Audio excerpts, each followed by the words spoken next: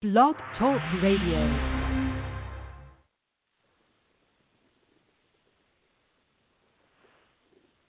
Hello, and welcome to Unmasked and Identified Radio. I am your host, Jeray Speaks.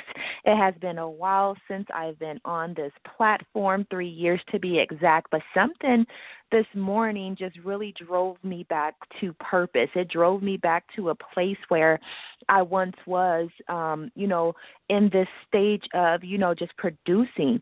I have been driven in purpose in some other areas, but just in this platform alone, it's like something just got a hold to me, and I had to come speak on it because a lot of times I know when things shift and they get hard and rocky, purpose can be abandoned. Purpose can feel like, okay, well, I can't do this right now because life is going this way, or I can't do this because things are getting tricky and I don't know how to handle certain things.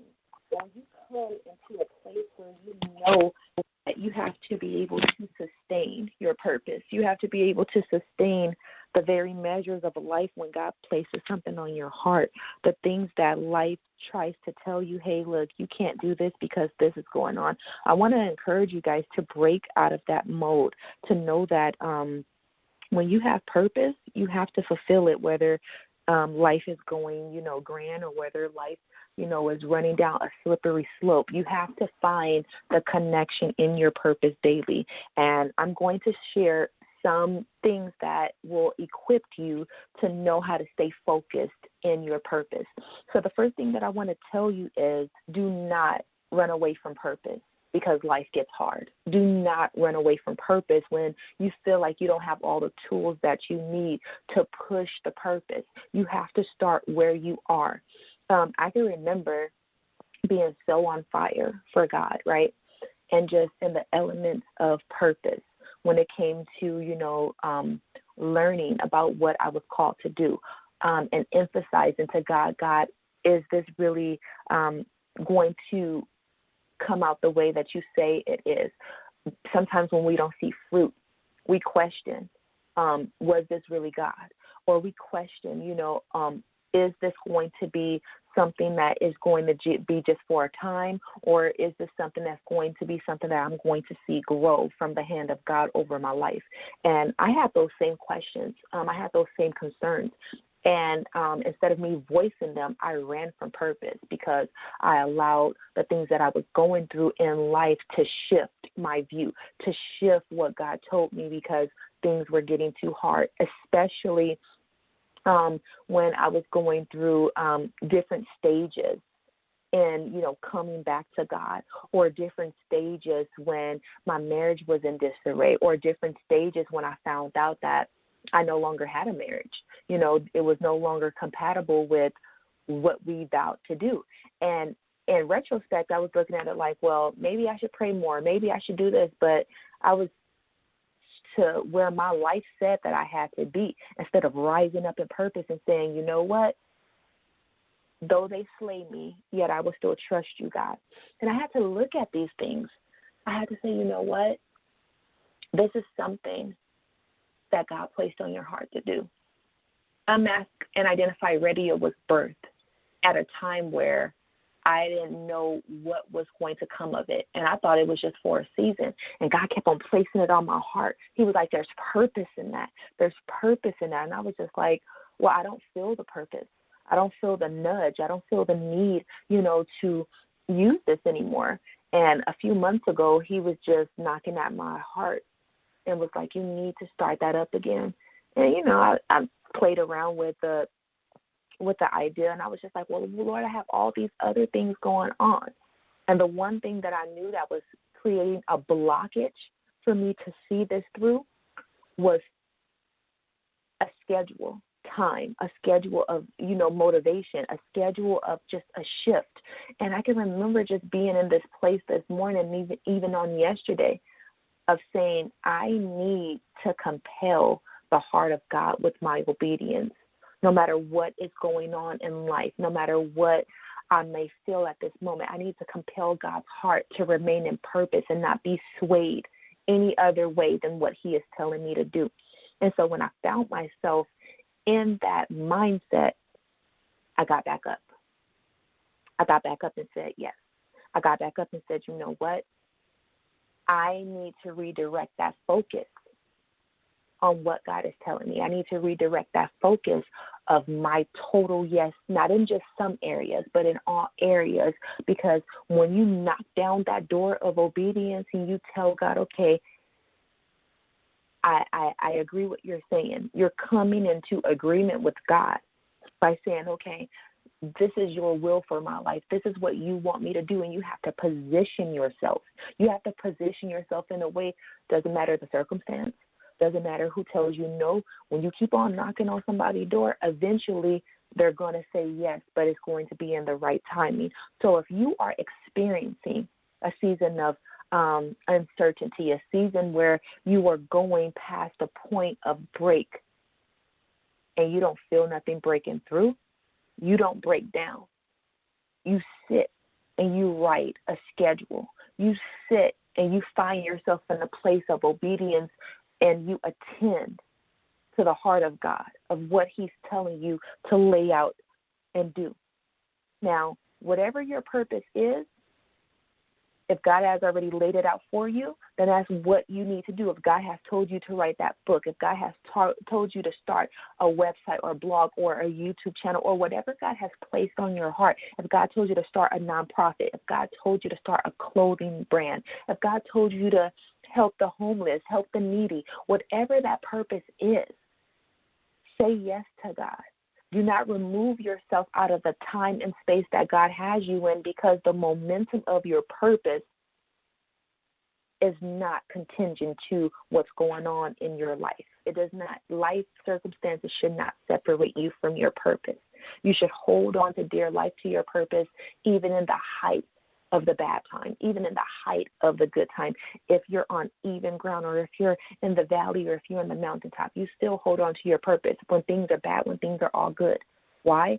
Because you don't want that vision or that dream to fade, no matter what tries to shove you a good or bad intent in life.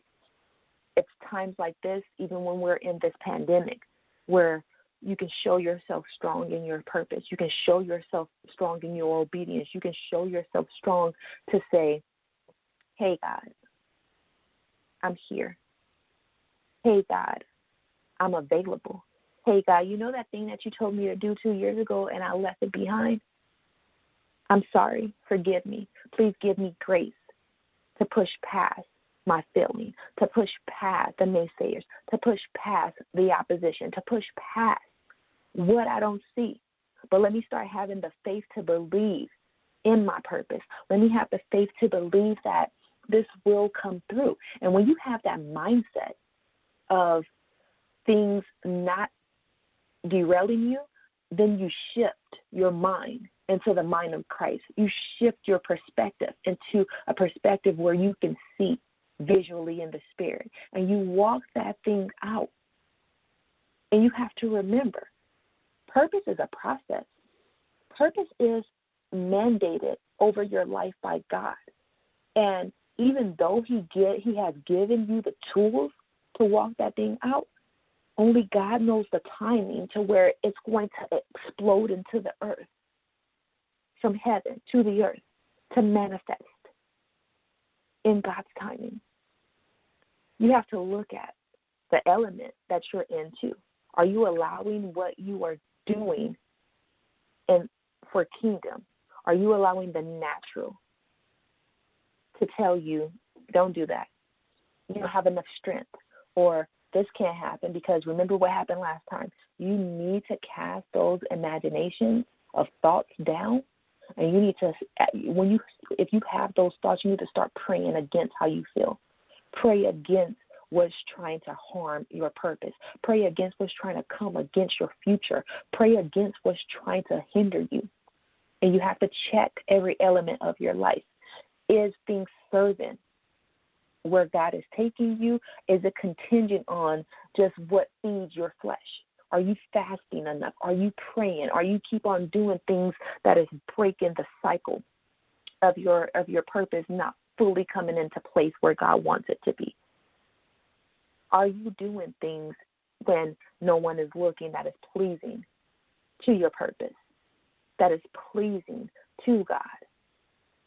Because a lot of times we can miss one mark where God is telling us, if you would have broke through in that area, I would have opened up another door. Or if you would have stayed and contended with my heart, I would have given you full access to walk through that door of being a motivational speaker, of being a brand owner, of being somebody that can make a difference in your community.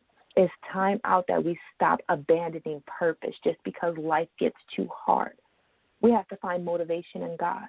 We have to find our person in physical form to help push, because we have kingdom builders. We have kingdom purpose that will solidify what God has told us to do. And some things are broken down in layman's terms, and then there's other times where we just have to sit before God and ask him for restoration. Ask him for strength. Ask him for mercy. Ask him for continuous grace. Because in those times where we are flooded with these emotions, we are flooded with these thoughts, we are flooded with these compromises that the world gives us that may look good, we have to have a standard and say, hey, no, I'm raising my purpose. I'm raising everything that God has told me to do. I'm going to push the envelope for the next generation that's coming behind me, so that they don't have to tilt the ground like I had to, so they don't have to remove the stain of rejection from purpose, so they don't have to feel like they are unworthy.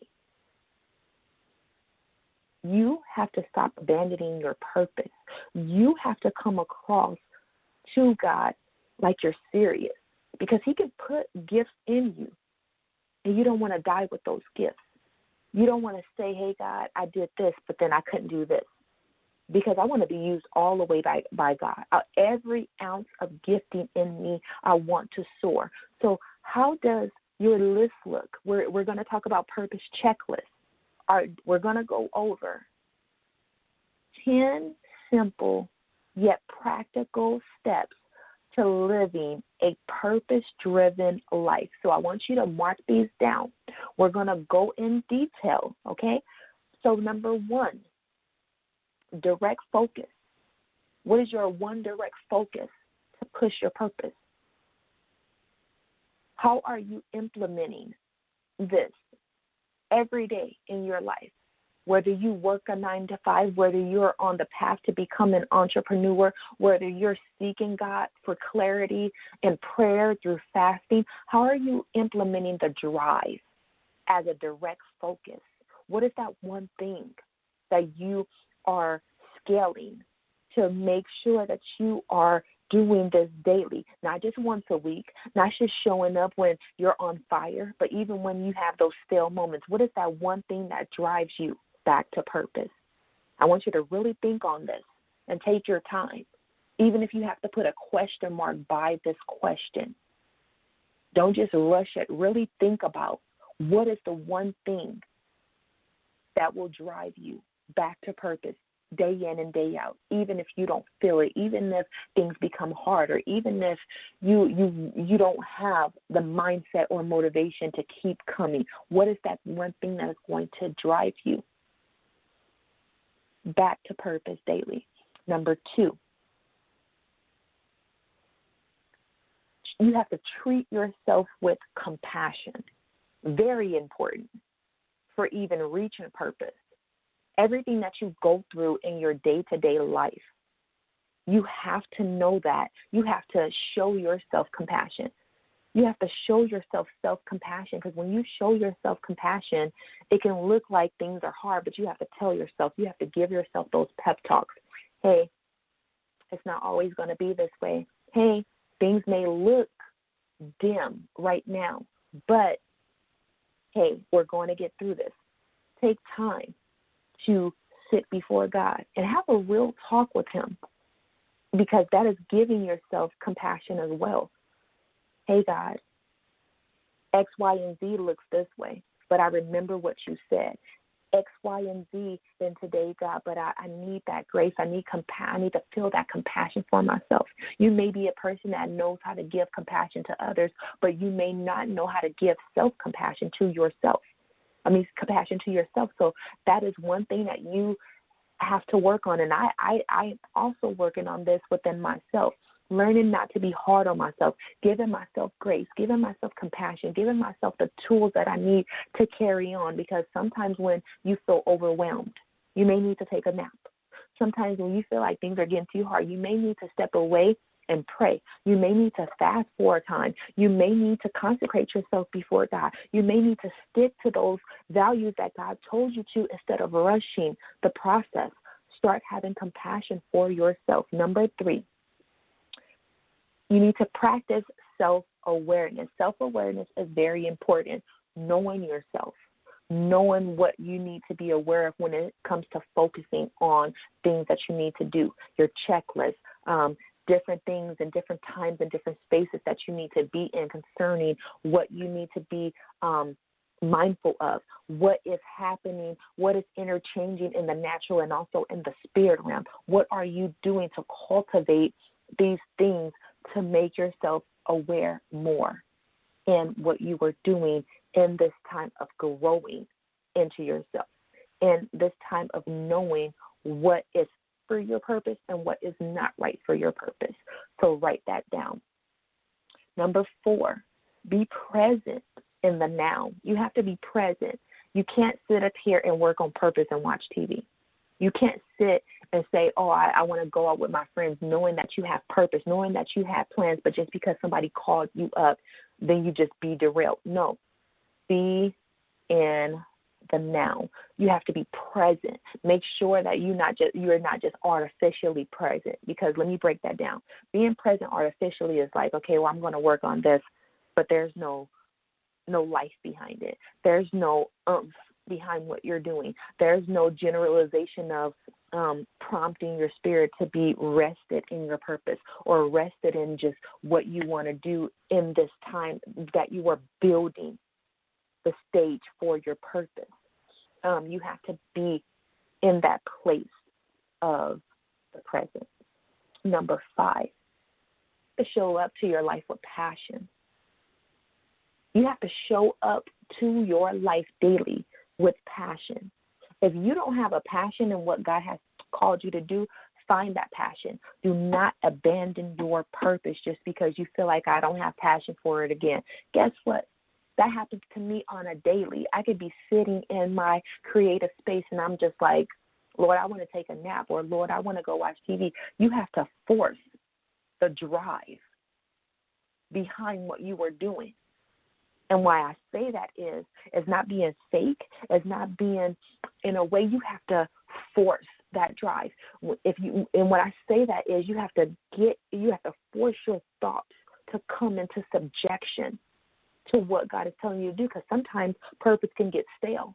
Sometimes purpose can seem unfulfilling. Sometimes purpose can be like, I don't even want to do this no more. I want to do this or I want to do that. No, there's a drive that has to come into place where you want to leverage that is going on while you're sitting down. You want to tell yourself, hey, look, nope, we're staying right here. This thing is almost finished. God is working out. You want to stay in that area. So, number 6, live a purpose-driven life. How do you do that? You make sure that you always give what God has given you to be a steward over. Give that back to God in your prayers. Give that thing back to God so that He, in abundance, can give you the spiritual tools that you need to digest. And when you think purpose, always have a notebook ready. When God gives you those witty ideas, those purpose-driven ideas, make sure that you are in a place to write them down. Make sure that you are in a place to hear God clearly. Make sure that you are in a place to live a purpose life. Living a purpose life, sometimes it's easy for most, and sometimes it's difficult for others because the enemy can do this or do that. But don't even give him any credit. You can live a purpose-driven life in how you wake up daily. Let's get to number 7. Number 7 is learning to give and receive. So when you hit the mark where God is sending help and God is sending you, different people to come and restore the things that you lost in the spirit realm by, helping you do this, helping you do that, because they're kingdom-driven people. that will help you with your purpose. There are midwives that are sent to help you. So when they are sent, and you get that, and God helps develop your tools, when you learn something and God sends you people to help envelop in their purpose, you just learn how to give back to them. Number 8, you want to listen to understand. And by me saying that, you want to listen to God when he speaks. You just don't want to sit and just tell God, oh, God, this, oh, God, that, and God, this happened, and that, without having the mindset to hear what he is saying.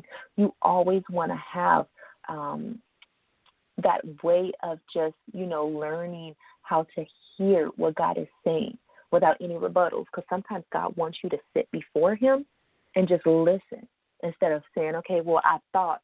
Sometimes you have to condition yourself to say, you know what, before I say anything, let me come in a collective mindset to shift and to hear what the Lord is saying, because sometimes God just wants to tell you, hey, I think if you do things this way, it'll be better.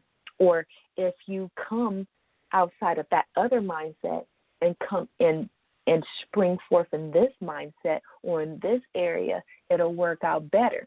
Or if you sit up here and collect this value for your purpose, then things will go in another way, So, number 9, subtract, not add to your life.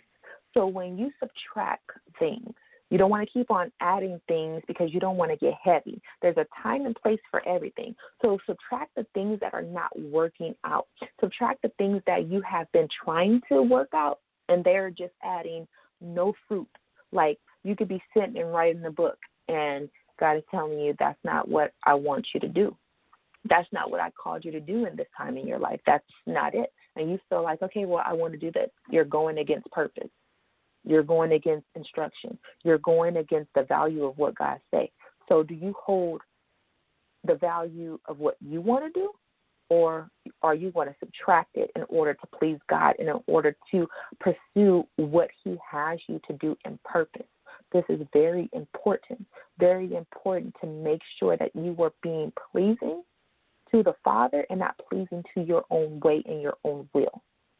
Number 10, you need to set goals and set deadlines. Who help me, Jesus? This is something that I had to pull through this morning.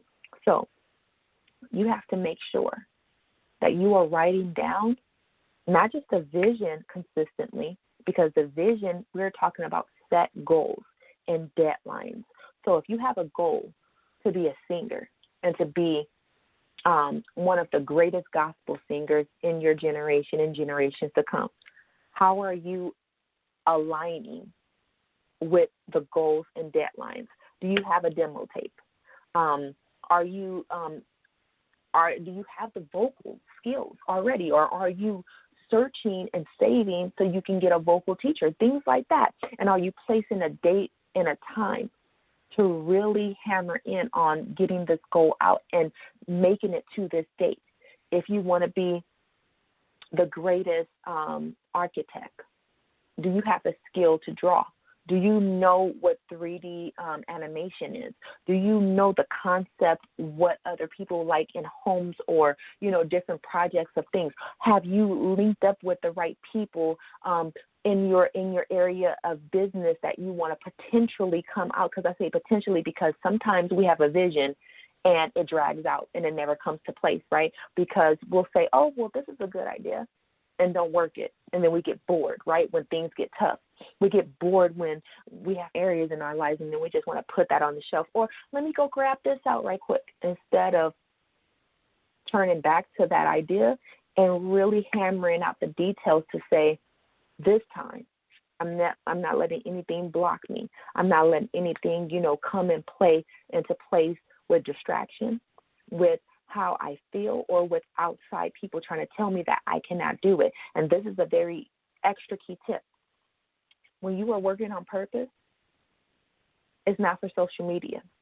When you are working on something, it's not for social media. I worked on a blog rebrand for 5 months, and I wanted to share it so bad on social media. God said, no, Do not share things before the time. Do not share things before the date release. Do not share. You can only go so far in your own way to where you're like, well, I really want to, and it burnt me up on the inside, right? That I couldn't even share pieces of how the new blog had looked. We're talking about July, August, September, October, November, 5 months of no sharing online of how it was looking. Nothing, right? And sometimes you get so excited that you want to share. But God was like, you don't want an incomplete process, Jure. And I was like, at that point, I was just like, okay, nothing. I mean, I talked about my rebrand, but I could not show the intent of how it looked online because, it was in the stages of being taken over into the other side of production by God, and he was saying, you know what, if you would have shared this, it would have crumbled. Somebody would have prayed against it. And you have to be mindful of what you talk about when purpose is being birthed out. When purpose is being birthed out, very little information or none at all will be shared on social media. Take in that mindset because when you close off social media, when it has to do with your purpose and you just grind out the purpose, when that thing comes, you are going to feel so fulfilled because you were obedient. Now, my branding, my relaunch dropped on November 1st, and I did a live rebrand story on my Facebook page, and it turned out so well, and I was able to speak about the experience, what I had to face and everything that came with it and the things that God had to pull me through in order for me to come through all the way with this design. And a lot of times I wanted to drop the ball and say, I can't do this because, it was too much, or I couldn't do this because I felt the pressure. I still carried on. And I want to say in that time where I was going through all of that, purpose aligned, God was telling me, hey, I need you to go, get certified as a life coach because people are going to need it. I need you. And I didn't understand at the time because my mind was just racing. And this was all back in the summer up until last month. God was like, you see how all this came together? Because God will not always tell us. He will give us bits and pieces of the purpose until it comes all the way into fruition. But he will tell us to trust him, right? He will tell us, he will remind us of what he has spoken as a promise over our lives. But when things become hard and things become, tough and, we're in the middle of a cycle of healing or coming through that door of, breaking ground in some things, it becomes tough. It becomes, mundane. It becomes a lot of things. But what we need to focus on in this area of breaking through, even in the whole freaking pandemic, is Jeremiah 29:11. And I'm going to read that very quickly. Let's read Jeremiah 29:11 before we close out, because that is a key tool that you should always keep on your heart when you feel like, things going against you. So it says, for I know the thoughts that I think toward you, saith the Lord, thoughts of peace and not of evil, to give you an expected end. So in closing, I want to thank you all for listening, the ones that are going to come and listen to the rebroadcast of this show. I hope these tools has positioned you to stop abandoning your purpose when things get hard, to stop going everywhere else instead of running to your purpose to fix what is not meant for your purpose and to go along with what God set for your purpose. I want you to visit menthevow.com for more resources and encouragement, and follow me on social media using my handle at menthevow. I love you guys. Until next time, God loves you best.